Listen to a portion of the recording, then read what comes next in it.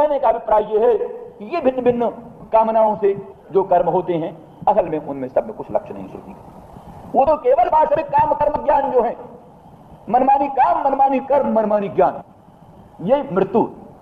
तो अविद्या मृत्यु तीर्थ, अविद्या मृतमश्नुते। अविद्या के द्वारा मृत्यु को तरो और विद्या के द्वारा अमृतत्व को पाओ। अविद्या क्या है? वैदिक काम कर्म ज्ञान। विद्या भिन्न विद्या सदृश, प्रजुता सार्थक ने तो विद्या भिन्न विद्या सदृश वैदिक काम कर्म ज्ञान। वैदिक काम, वैदिक कामनाओं को बनाओ, वैदिक कर्म करो, वैदिक ज्ञान हो।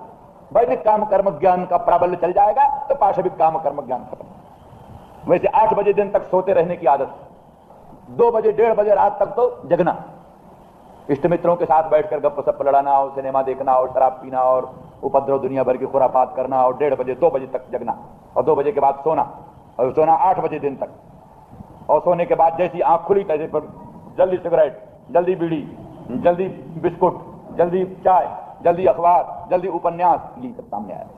न राम न रहीम न कृष्ण न करीम, कोई चर्चा नहीं। तो ऐसी परिस्थिति में यह है पाशविक काम कर्म ज्ञान। पाशविक काम, पाशविक कर्म, पाशविक ज्ञान। जहां वैदिक कर्मों की आदत हुई, ब्राह्म मुहूर्त में उठो, खबरदार।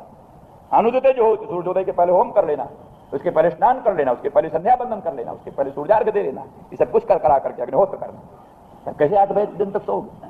प्रायश्चित है, कैसे करोगे? इस तरह से कंठ के न कंठकोद्धारा, एक कांटा से जैसे दूसरा कांटा निकलता है, विष से विषम औषधम, विष से विष का प्रशमन होता है। एक कर्म से दूसरा कर्म खत्म होता है, एक ज्ञान से दूसरा ज्ञान खत्म होता है, एक काम से दूसरा काम खत्म होता है।